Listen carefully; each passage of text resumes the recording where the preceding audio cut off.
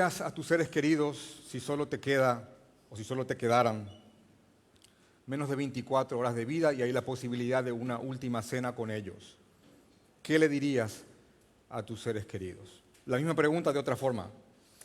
¿Cuáles serían tus últimas palabras antes de enfrentar la muerte, sabiendo la enorme prueba que esto sería para aquellos que te aman?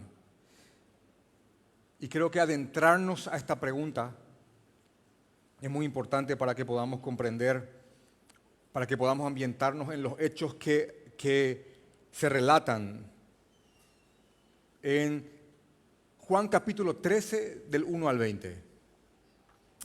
Sí, de verdad, meditar en esta pregunta va a hacer que nos envolvamos en el clima que estaban alrededor de estas palabras.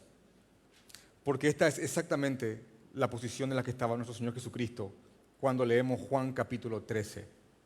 De hecho, que las palabras finales de Jesús, que comienzan en Juan capítulo 13, miren ahí, pongan sus ojos en Juan 13 para que marquen un punto de partida. Las palabras que abarcan desde Juan capítulo 13 van hasta Juan capítulo 16. Ahí hay un discurso de Jesús. También se conoce esto como el discurso del aposento alto. Juan 13 al 16. Esto se cierra, este último discurso de Jesús se cierra con una oración por sus discípulos que se registra en Juan 17. Eso les digo para que ubiquen esto en dónde está en el Evangelio de Juan. De hecho que luego, según el capítulo 18 de Juan, Jesús iría con sus discípulos a orar a un huerto, todos sabemos que se llama Getsemaní, donde él sería arrestado y finalmente moriría en la cruz. Así que vamos a posicionarnos en dónde estamos cuando empezamos a leer Juan capítulo 13. Para darte una referencia mejor, a partir de Juan capítulo 13, a Jesús no le quedan ni siquiera 24 horas de vida. ¿Ubicados estamos? Amén. Repito, a partir de Juan capítulo 13, ya Jesús ni siquiera tiene 24 horas de vida. Así que estas son sus palabras finales. Yendo un poquito más atrás de Juan capítulo 13, intentando aún más ubicarte, al final de Juan capítulo 12, el ministerio público de Jesús para Israel ya había terminado. De hecho que en Juan capítulo 12, 36 se registra el último llamado público que Jesús hizo a creer en Él. Dice, entre tanto que tenéis la luz, dice Jesús, creed en la luz para que seáis hijos de luz. Juan 12, 36. Luego Juan continúa diciendo, estas cosas habló Jesús y se fue y se ocultó de ellos. A partir del capítulo 13 al capítulo 16, Jesús pasa de un ministerio público en el cual se dirigió a todos en Israel, a dirigirse exclusivamente a los suyos, a sus discípulos, posteriormente sus apóstoles, ya en una especie de fase más íntima que está solamente dedicada para ellos. Y obviamente a través de ellos también para nosotros. Hoy, de todo este discurso, del 13 al 16, solamente vamos a centrarnos en los primeros 20 versículos del capítulo 13, donde vamos a ver cómo Jesús les hace a sus discípulos y también a nosotros una demostración práctica de amor y humildad. Jesús hace una demostración práctica de amor y humildad. Ahora, a manera de resumen, yo te podría decir, para nutrirte un poco más, que en todo este discurso del capítulo 13 al 16, aquí es donde Jesús les asegura a ellos la esperanza del cielo, les confirma su respaldo en el ministerio, les habla acerca de la promesa del Espíritu Santo, establece oficialmente lo que conocemos como la Santa Cena y los guía a la verdad, a la paz y al reposo, que obviamente es Él. Eso sería como un resumen rápido y fugaz de estos capítulos, pero repito, y solamente vamos a concentrarnos en los primeros 20 versículos. Porque es esto lo que Jesús quiso hacer por medio de estas últimas palabras, hermanos. Antes de ir a la cruz, Él quiso reafirmar el amor en los suyos. De hecho que si bien hay varios temas, el tema común es que en todos estos capítulos, estas palabras finales de Jesús, el tema común es el amor de Cristo por los suyos. Y para empezar quiero mostrarles la división que vamos a hacer para entender esto. Vamos a ver el inigualable amor de Cristo por los suyos. Vamos a ver un ejemplo, una demostración práctica de ese amor inigualable y de la humildad del Señor. Y al final vamos a ver la respuesta correcta ante el ejemplo de Cristo. Y que el Señor nos guíe a que esto se selle en nuestros corazones. El inigualable amor de Cristo. Dice el verso 1, antes de la fiesta de la Pascua, sabiendo Jesús que su hora había llegado para que pasase de este mundo al Padre, como había amado a los suyos que estaban en el mundo, como había amado a los suyos que estaban en el mundo, dice, los amó hasta el fin. Verso 1. Vamos a iniciar este punto metiéndonos más en el contexto, en la ambientación que envuelve a estas palabras. Y fíjense que el verso 1 nos sitúa directamente en el tiempo de preparación para la fiesta de la Pascua judía. Como sabemos, la Pascua, esto es ya un dato muy conocido para todos ustedes, pero no está de más recordarles, como sabemos, la Pascua era la fiesta anual judía que conmemoraba ¿qué cosa? La liberación, la salida, el éxodo de Israel de Egipto, la liberación de la esclavitud de Egipto. La historia, repito, es conocida, es típica película de Semana Santa. La historia es bastante conocida, especialmente para los que estamos aquí. La casa de los hebreos estaba marcada por la sangre de un cordero y la casa de los egipcios no. Cuando pasó el ángel de la muerte, o el heridor, como dice Éxodo capítulo 12, cuando pasaba el ángel de la muerte y veía que por el madero había sangre, el ángel pasaba de largo y la muerte no tocaba esa casa. Pero cuando pasaba el ángel de la muerte por una casa que no estaba marcada con la sangre del cordero, entraba y llevaba lo más precioso y preciado que tenía esa casa, que era su primogénito. ¿Lo ven? ¿Lo ven? ¿Amén? Amén. Y les pido que pongan atención a esto. Lo que inició en Éxodo 12 terminó en Juan 13. Repito, aquello que inició en Éxodo 12 terminó en Juan 13. A partir de lo acontecido, en Éxodo 12 se establecería esta fiesta anual, la Pascua. Lo que vemos en Juan capítulo 13 es la última Pascua divinamente autorizada por Dios. Es la última. De hecho, en aquella última noche, Jesús, en la Pascua, utilizó todos los elementos de la Pascua para establecer lo que hoy conocemos como la Santa Cena del Señor Jesucristo, la cual la hacemos en memoria suya, en memoria de su sacrificio. Jesús es nuestra Pascua. Dice un comentarista, de ahí en adelante, de esa última Pascua, de ahí en adelante habría un nuevo memorial, no para recordar la sangre de corderos en los dinteles, sino la sangre del Cordero de Dios, que por muchos es derramada para remisión de pecado. La Santa Cena, dice este comentarista, celebrada por el Señor y sus discípulos, le dio la oportunidad de usar los elementos de la cena de Pascua para formar la transición entre la Pascua del Antiguo Pacto y la Santa Cena del Nuevo Pacto. Repito, lo que comenzó en Éxodo 12, márquenlo esto en su Biblia, termina en Juan capítulo 13. Hermanos, la Pascua judía era una sombra, una imagen de lo que nuestro Señor haría por nosotros en la cruz del Calvario.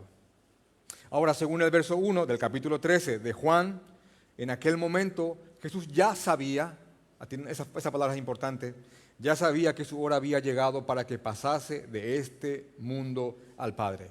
Y estas dos palabras, sabiendo Jesús, son realmente muy importantes porque nos muestran que en todo momento el Señor tuvo el control absoluto de todo. Nada, absolutamente nada de lo que estaba ocurriendo aquella noche estaba ocurriendo al azar. Absolutamente nada de lo que estaba ocurriendo en aquel momento y de lo que ocurriría más adelante estaba fuera de un plan divino que fue trazado desde antes de la eternidad, desde antes de la fundación del mundo en la eternidad. De hecho, esto es algo que se percibe a lo largo de todo el discurso, del 13 al 16, y yo diría también está plasmada en la oración de Juan 17. Que nuestro Señor tiene el control, hermanos, Él tiene el control de absolutamente todo. Amén. Sabiendo Jesús, así estaba Él, sabiéndolo absolutamente todo. Así que el momento había llegado en que Jesús, el Cordero de Dios, estaba por vivir la Pascua. Derramaría su sangre, no por un dintel, sino que derramaría su sangre por los suyos. Había llegado el momento el cual Él tanto había hablado con sus discípulos, en el que dejaría este mundo y regresaría de nuevo junto al Padre que lo envió. Jesús estaba dispuesto, hermanos, a cumplir la misión para la cual fue enviado, y es dar su vida por amor a los suyos. Amén. Dice la segunda parte del verso 1, como había amado a los suyos que estaban en el mundo, los amó hasta el fin. Y repito de nuevo esta frase, como había amado a los suyos que estaban en el mundo, los amó hasta el fin. Todo lo que Jesús estaba haciendo, lo estaba haciendo por amor. ¿Por amor a quiénes? Por amor a los suyos. Por amor a nosotros. Y hermanos, yo les pido, desde todo corazón les pido, les suplico, que lean esta frase con mucha atención, porque aquí el mismísimo Juan nos está aclarando todo lo que viene escribiendo sobre el amor de Dios. Juan nos está diciendo, inspirado por el Espíritu Santo, que Jesús ama a los suyos que están en el mundo. ¿Amén? ¿A quién ama Jesús? A los suyos que están en el mundo. Cualquier otro verso te es aclarado con este.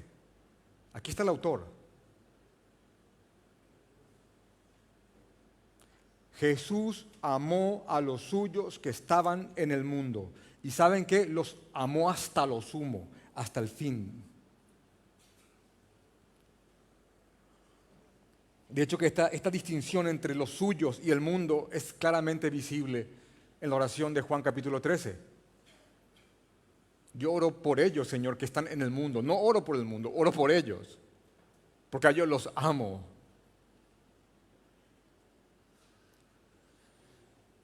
Jesús ama a los suyos con un amor inexplicable, misterioso, inigualable e inmerecido. Y hermanos que estás aquí presente hoy, sabemos que el amor que tiene el Señor hacia nosotros es inexplicable. Es inexplicable. Podemos tratar de, pero es inexplicable. Y ese amor es misterioso. La pregunta es, ¿por qué nos amaste? ¿Por qué? Y es inigualable y es inmerecido. Amén. ¿Alguien aquí presente cree que se merece el amor de Dios? ¿Sabes todo lo que hiciste? ¿Sabes todo lo que has hecho? ¿Sabes quién sos? ¿Sabemos quiénes somos? El amor de Dios es inmerecido, misterioso, inigualable y explicable en parte, pero nunca completamente. Ese es el amor del Señor. El Señor ama a los suyos. Ahora, miren lo que hace el verso 2. Crea como un contraste. Y de hablar del amor a los suyos, Juan pasa a hablar acerca de aquel cuyo corazón estaba oscuro y negro. y en tinieblas. Verso 2. Y cuando cenaban, como el diablo ya había puesto en el corazón de Judas Iscariote, hijo de Simón, que le entregase, y es importante meditar en esto, hermanos. Miren este contraste que aquí se crea en el texto.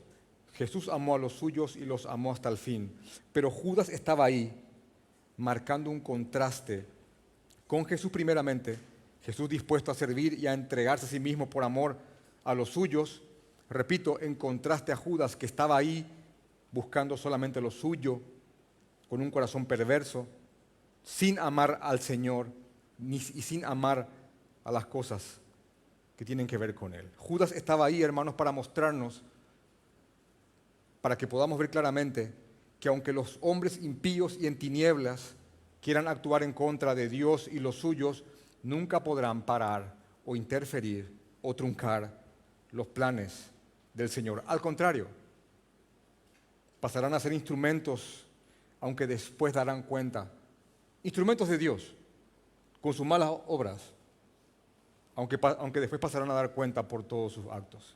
Nada ni nadie, absolutamente nada ni nadie puede interferir con los planes que el Señor tiene para salvar a los que amó desde antes de la fundación del mundo, hermanos. Yo estoy rogando que estas palabras se queden en sus corazones y que vivan sus vidas con estas verdades morando en ustedes. El Señor ama a los suyos que están en el mundo. Hay que establecer bien esto para pasar al siguiente punto, que es una demostración práctica de este amor y una demostración práctica de humildad. Lo que vamos a ver prácticamente en los versos 3 al 11 es un ejemplo, repito, práctico de amor y humildad que Jesús quiso darles a sus discípulos y obviamente a través de sus discípulos también a nosotros. Ellos lo necesitaban, también nosotros lo necesitamos. El verso 3 comienza de nuevo con esas palabras. Miren cómo comienza de nuevo el verso 3. Sabiendo Jesús, otra vez. Hay un énfasis fuerte de Juan en ese concepto. Sabiendo Jesús que el Padre le había dado todas las cosas en sus manos y que había salido de Dios, de a Dios iba, dice el verso 3, que vuelve a enfatizar lo que está en el verso 1, y es más, creo que lo amplía porque nos está diciendo que Jesús estaba en conocimiento de absolutamente todo, que ya estaba por llegar su muerte y su regreso al Padre, y que el Padre ha puesto todo lo acontecido y todo lo que acontecerá en sus manos. Todo estaba en las manos de Jesús. Luego en el verso 4, Juan nos narra paso por paso lo que Jesús hizo. Y quiero mostrarles que es como si Juan quisiera que el que esté leyendo esto se imagine con mucho detalle todo lo que Jesús iba haciendo aquella noche, a manera de construirnos una escena. Juan no se limita solamente a decir, y luego Jesús lavó los pies de sus discípulos. Juan no hace eso. En vez de eso, Juan dice, verso 4, que Jesús se levantó de la cena y se quitó su manto y tomando una toalla, se la ciñó, se la ató a la cintura. Luego puso agua en un lebrillo, en una vasija, y comenzó a lavar los pies de sus discípulos y a enjugarlos, a secarlos con la toalla con la que estaba ceñido. Miren, muchos detalles para una acción tan simple.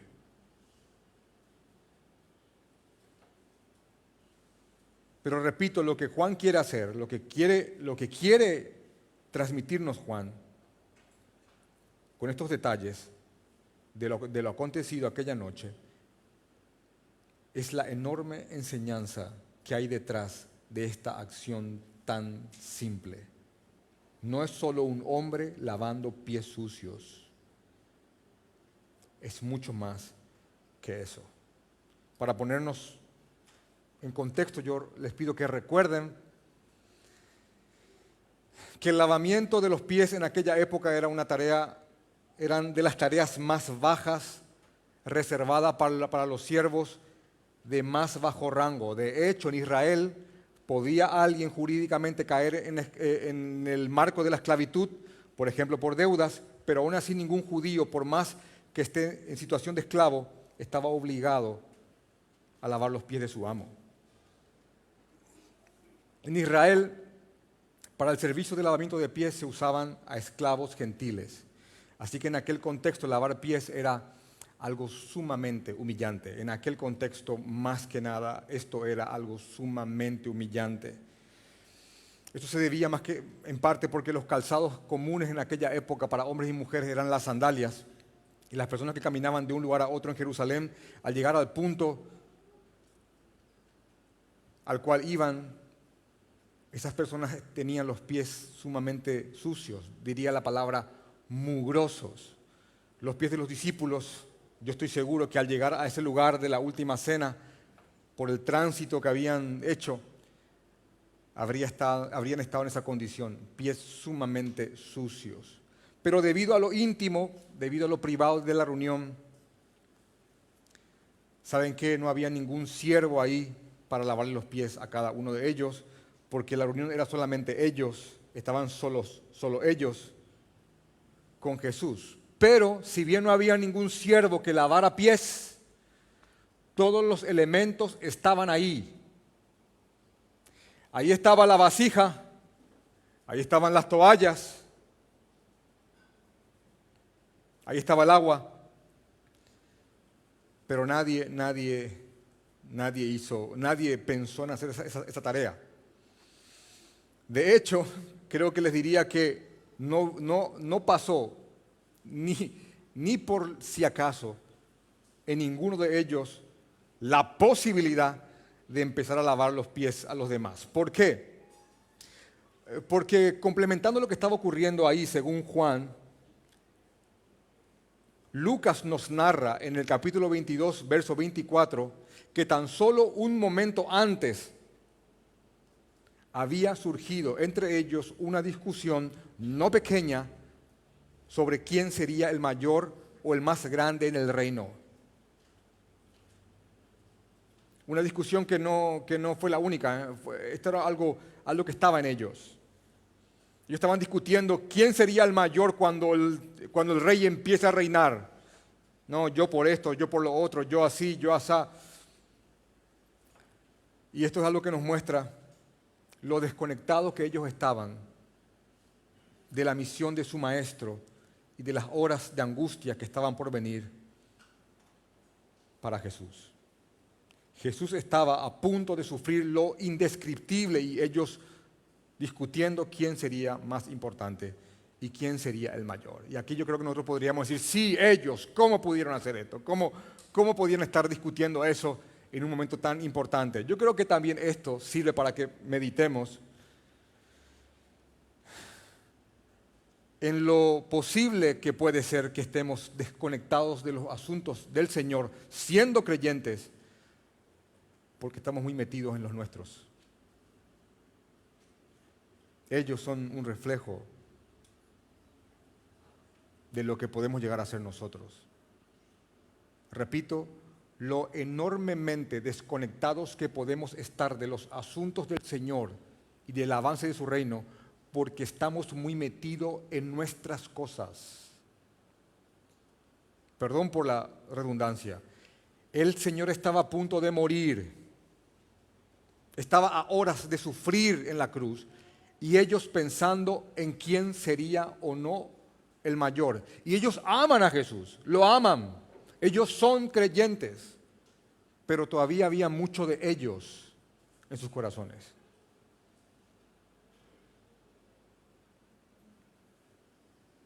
Muy al fondo había quedado en aquel momento en ellos las palabras que Jesús les había dicho en Mateo 23, 11, cuando dijo: el que es mayor entre vosotros sea vuestro siervo, sea el que sirve. Y repito, en aquel momento lo último que alguno de ellos pensaría en hacer es la labor del más bajo. Si estaban debatiendo quién sería el más grande.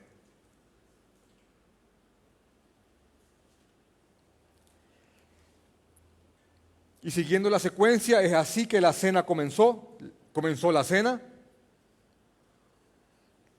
sin que nadie se haya lavado los pies. Pero Jesús les da una lección, les da la muestra de humildad que ellos necesitaban. Jesús, movido por el inmenso amor que tiene hacia ellos, les da esta lección que yo creo que marcó sus vidas para siempre. Versos 4 y 5. De nuevo leemos. Se levantó de la cena, se quitó el manto y tomando la toalla, se la ató a la cintura, se la ciñó, puso luego agua en un lebrillo, en una vasija y comenzó a lavar los pies de los discípulos y a secarlos y a enjugarlos con la toalla con la cual se había ceñido. Dice un comentarista, los discípulos reprendidos, porque esta acción los reprendió, reprendidos, avergonzados y escarmentados, vieron en absoluto silencio, doloroso e incómodo, como el Señor vestido de siervo se arrodilló ante cada uno de ellos. Imagínense, Jesús arrodillado ante cada uno de ellos, uno por uno, y lavó sus pies polvorientos, dice este comentarista. Hermanos, y yo les pido que piensen bien en esto. El Rey del universo, el Rey de todo lo que existe, el creador de absolutamente todo, el que sustenta todas las cosas con el poder de su palabra, ante el cual algún día se doblará toda rodilla y confesará que es el Señor, aquel que es superior a todos los ángeles y adorado por ellos, ante quien toda presencia demoníaca se doblega, estaba ahí, arrodillado, vestido de siervo, lavando los pies de hombres comunes y corrientes. Él estaba ahí haciendo eso.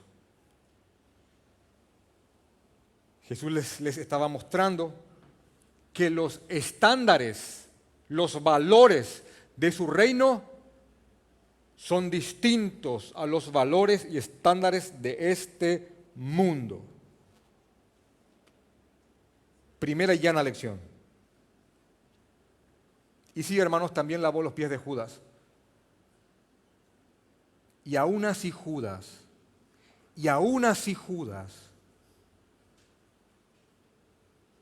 ni se inmutó.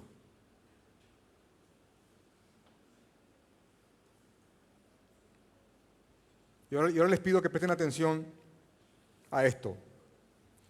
Lo que Jesús está haciendo aquí, y háganse la escena, a él arrodillado. Voy a hacerlo más personal. ¿Puedes imaginarte a Jesús arrodillado frente a vos? Uf. Sacándote los zapatos y lavándote los pies. ¿A Jesús?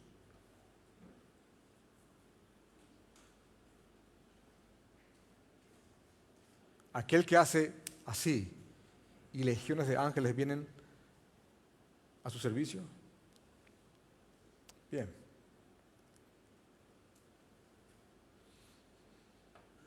Ahora lo que les pido que presten atención es que lo que Jesús está haciendo aquí va mucho más allá de una simple lección de humildad. Va más allá de eso. Va más allá del hecho de mostrarles a sus discípulos los estándares de su reino y de reprenderlos. Jesús Él quiere mostrarnos lo mucho que nos ama, al punto tal de que nos está mostrando que está dispuesto a humillarse por nosotros. Él quería que ellos sepan que Él está dispuesto a humillarse por ellos. El lavamiento de pies es un reflejo de lo que Él haría horas más adelante en la cruz. Él se humillaría en la cruz por los suyos.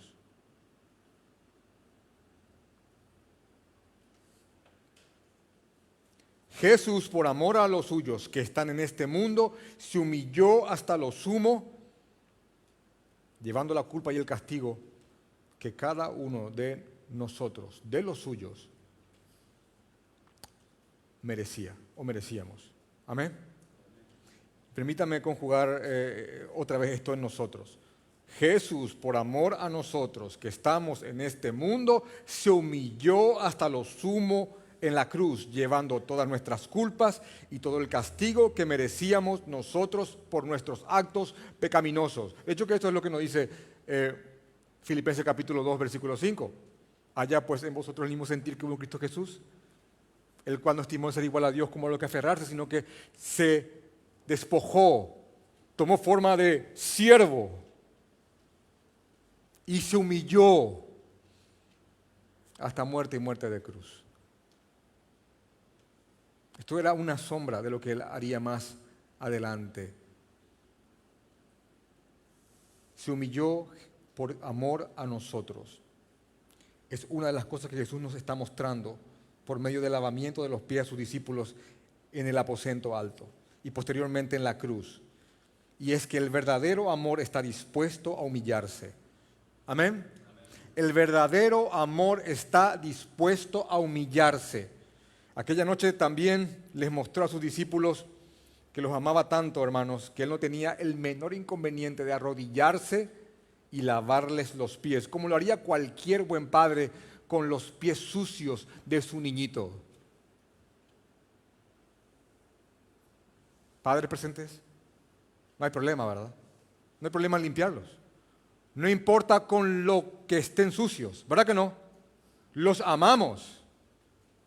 No es humillante hacer eso para nosotros, porque los amamos. No hay problema en hacer esa tarea.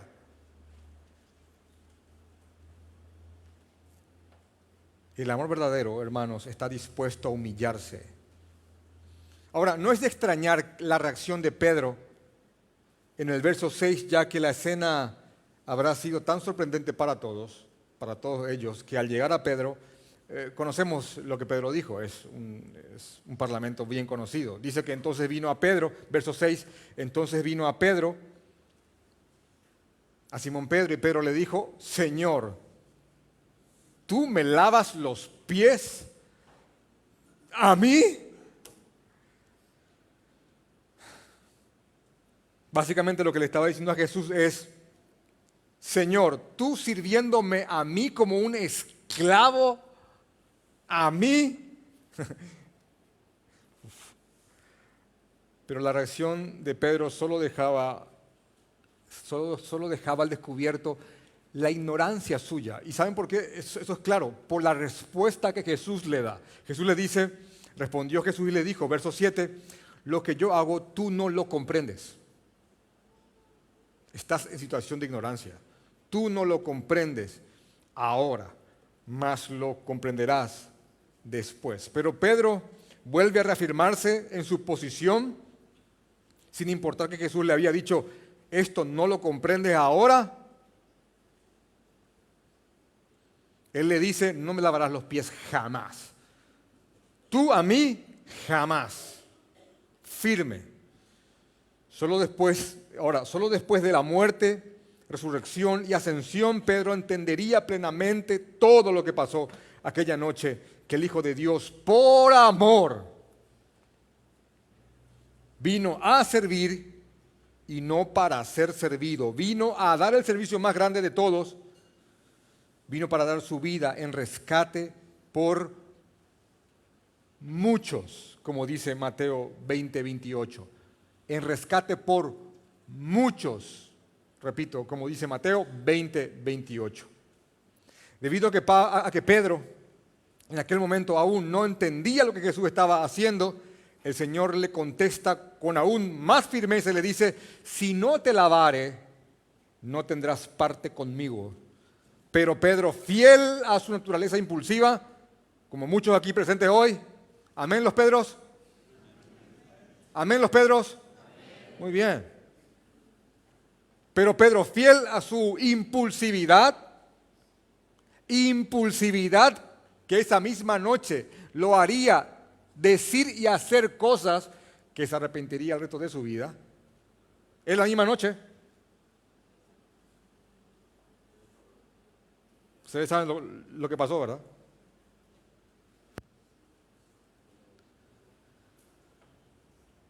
Pedro responde impulsivamente y pasa de un extremo al otro.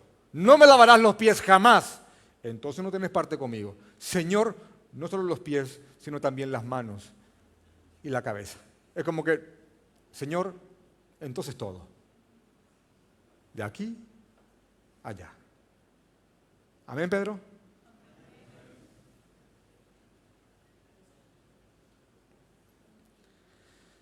Repito, Pedro en ese momento no entendía que Jesús le estaba mostrando algo mucho más profundo que una simple limpieza física.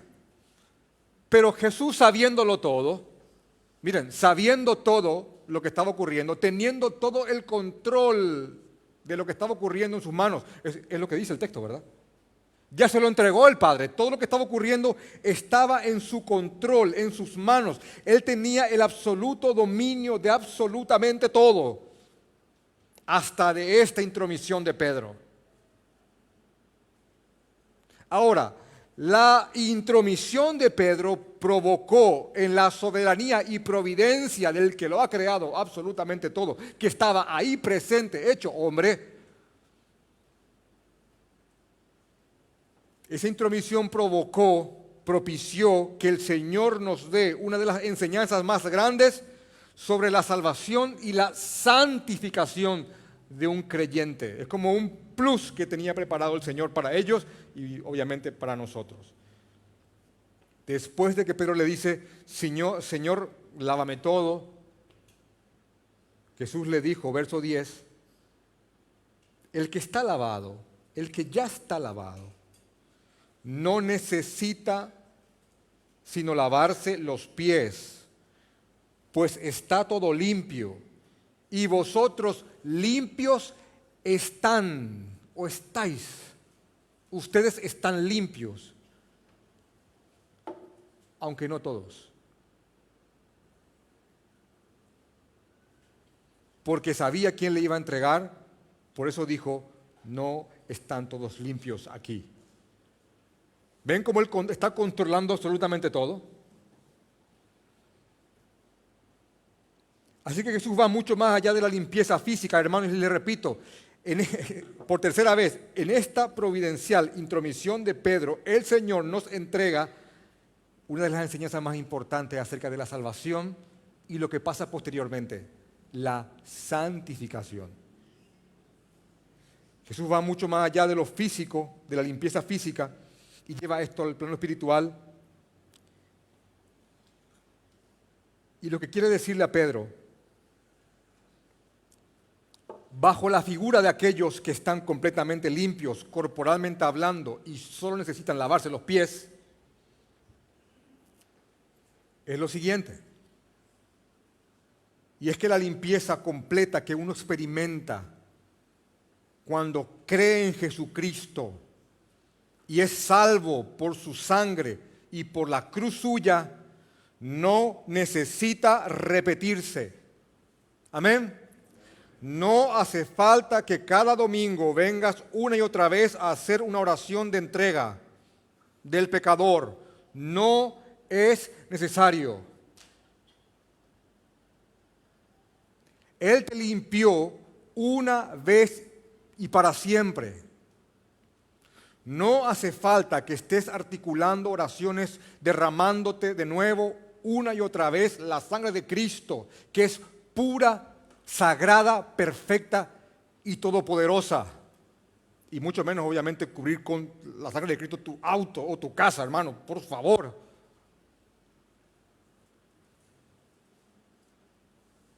La sangre de Cristo te limpia una vez y para siempre. Y eso no necesita repetirse.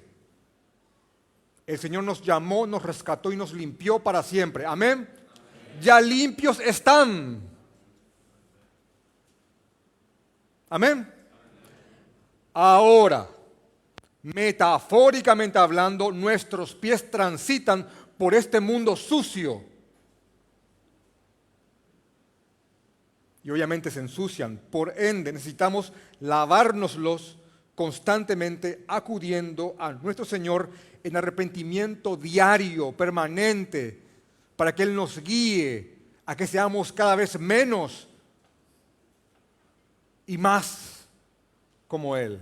Eso sí sigue vigente. La confesión de pecado diaria, no para salvación, sino para santificación, porque limpios ya estamos. Ahora, tus pies se ensucian mientras estás transitando, mientras estás, es una palabra hermosa, bíblica, mientras estás peregrinando rumbo a casa. Amén.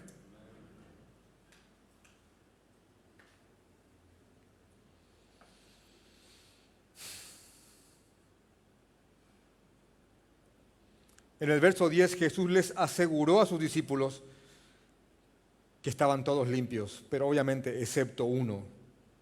Pero Él tenía control de absolutamente todo. Y yo quiero suplicarte, quiero rogarte que tomes esto con mucha seriedad. Si no estás en Cristo, porque esto es de vida o muerte para aquellos que no han entregado todo lo que son y no se han rendido completamente a Él. Es importante que entiendas que Jesús puede limpiarte sin importar lo que hayas hecho. Y te repito esto con todo el corazón, sin importar lo que hayas hecho.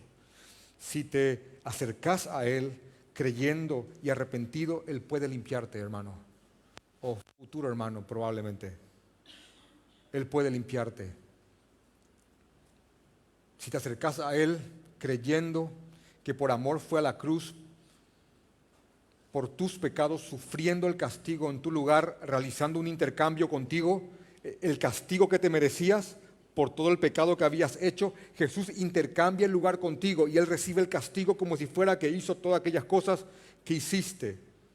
Y Él no solamente eso, Él vivió una vida perfecta y Él te pasa los méritos de esa vida perfecta.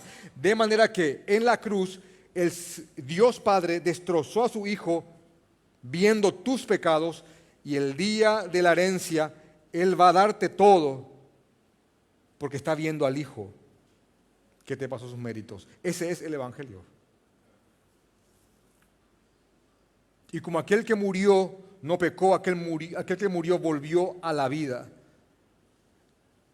Así que si te acercas creyendo en su sacrificio, arrepentido por haber hecho o por haber vivido una vida vana, Él, hermano, o futuro hermano, me quiere salir hermano, Él perdona y seremos hermanos ahí a partir de ese momento. Y a partir de aquí solo nos quedaría el resto que nos quede de vida, acudir constantemente a Él para que nos limpie los pies. Repito, mientras peregrinamos por este mundo rumbo a casa. Esto nos lleva al tercer y último punto. La respuesta correcta ante el ejemplo de Cristo. ¿Cuál es la respuesta que el Señor espera de nosotros, los suyos, ante su ejemplo? La respuesta es obvia. El Señor espera que sigamos su ejemplo. Pero antes de reafirmar más esta respuesta, que es la obvia, vamos a ver si entendimos muy bien, si entendimos bien lo que Jesús nos está mostrando a través de su palabra. Verso 12.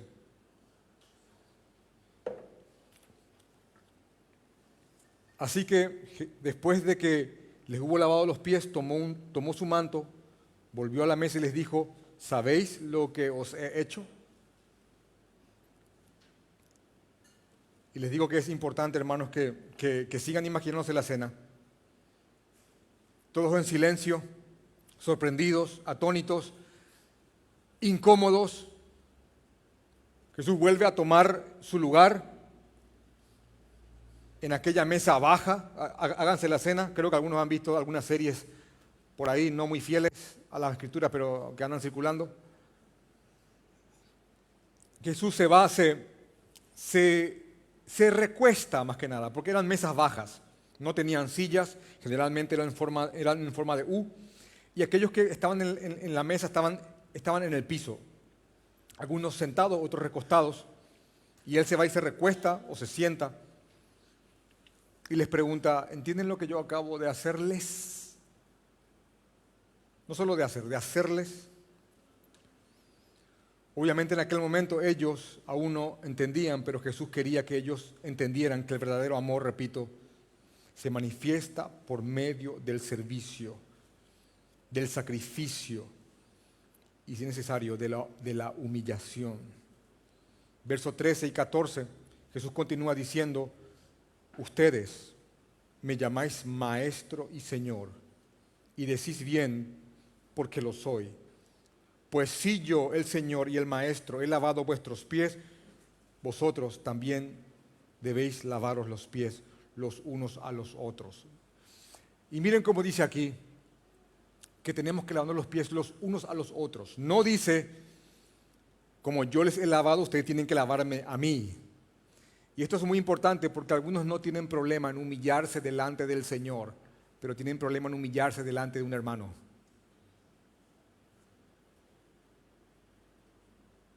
Así como yo les he hecho, tienen que hacérselo entre ustedes. Porque ejemplo os he dado, verso 15, para que como yo os he hecho, vosotros también hagáis. Esta era una lección muy importante para sus discípulos, que aún estaban cargados con demasiado orgullo y riñendo entre ellos quién sería el mayor. Y hermanos, si el Señor del universo estuvo dispuesto a hacerse el menor de los siervos, e incluso humillarse hasta la muerte y muerte de cruz, ¿por qué no estaríamos dispuestos a servirnos los unos a los otros? ¿Por qué no? El Señor en su palabra, hermanos, para que entendamos bien esto, nos llama a que haya en nosotros el mismo sentir que hubo en Él. Amén.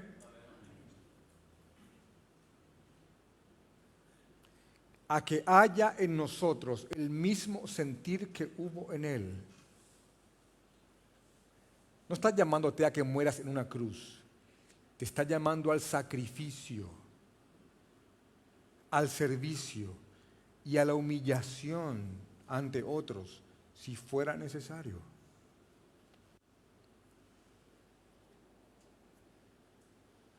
Y es importante que entendamos que negarse a seguir el ejemplo del Señor Jesucristo sobre el servicio es el equivalente a elevarse por encima de Él.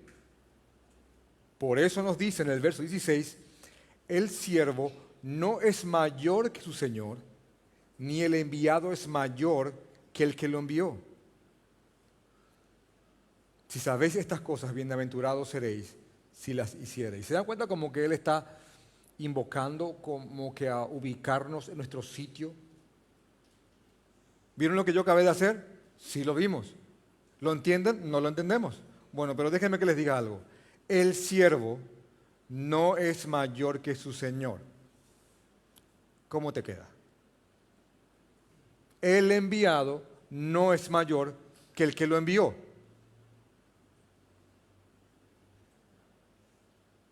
Repito, cualquiera que se niegue a seguir el ejemplo de Cristo se está poniendo por encima de Él. Y creo que, y estoy convencido que Jesús dice estas cosas a sus discípulos antes de partir por amor a ellos, porque Él sabe, Jesús sabe perfectamente que el orgullo es una desgracia. ¿Amén? ¿Amén? El orgullo, hermanos, es una desgracia. El orgullo corroe por dentro. El orgullo destruye el gozo, obstruye la plenitud del gozo. Él, Jesús, sabe que el orgullo puede hacer que los suyos no se sientan plenos y satisfechos nunca. Eso puede hacer el orgullo. Porque el orgullo engendra cierta sensación de que nos merecemos algo. El orgullo engendra cierta sensación de que no nos merecemos que nos traten así. ¿Mm? Él no sabe quién soy yo. Aunque no lo digamos, a veces lo sentimos.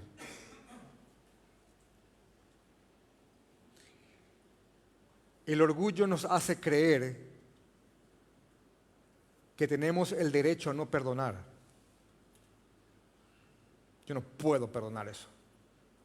¿Qué? ¿Qué? Nos da una falsa percepción de lo que somos.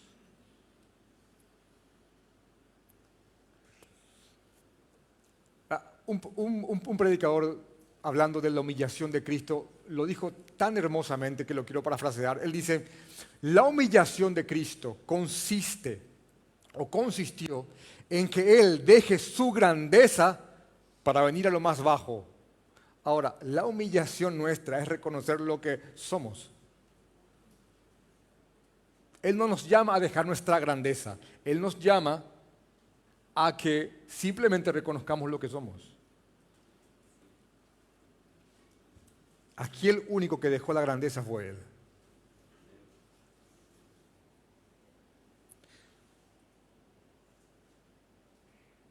Y un viejo predicador también dijo una vez, el mundo está repleto de gente miserable porque el mundo está repleto de gente orgullosa. Oh.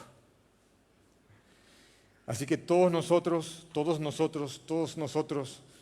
tenemos que tomar con seriedad las palabras y el ejemplo de Cristo y poner nuestros ojos en Él para contrarrestar y hacer morir el orgullo que aún hay en todos nosotros. Amén. Solo Él y nadie más que Él es el camino para ir despojándonos de lo mucho de amor propio que aún hay en nosotros. El verso 18 y 19 están para mostrarnos una vez más el control absoluto que Jesús tenía de todo y que nada escapa de su mano. Dice el verso 18, no hablo de todos vosotros, yo sé a quienes he elegido. Señor, por favor, gracias Padre. Yo sé a quienes he elegido, mas para que se cumpla la escritura, el que come pan conmigo levantó contra mí su calcañar. Desde ahora os lo digo antes que suceda, para que cuando suceda creáis que yo soy. ¿Que yo soy qué? Que yo soy. Éxodo 3, el nombre de Dios, que yo soy. ¿Se dan cuenta? Solo alguien que puede controlar absolutamente todo puede decir esta frase. De ahora os lo digo antes que suceda, para que cuando suceda creáis que yo soy. De cierto os digo, el que recibe al que yo enviare, me recibe a mí, y el que me recibe a mí, recibe al que me envió. Hermanos, el Señor conoce a cada uno de los suyos que están en el mundo y los ama. El Señor nos ama con un amor incalculable. Nos ama de tal manera que se humilló a sí mismo tomando forma de siervo y estando en forma de siervo, de hombre, se humilló hasta lo sumo, hasta muerte de cruz. Hermanos, estemos también dispuestos nosotros a servirnos los unos a los otros y a humillarnos si es necesario. Y aquí hay un llamado final del Maestro, del Señor, a que seamos portadores de sus palabras y de su ejemplo. Verso 20. De cierto os digo, el que recibe al que yo enviare, me recibe a mí, y el que me recibe a mí, recibe al que me envió. Amén. Portemos sus palabras y su ejemplo en este mundo caído. Vamos a orar, hermanos.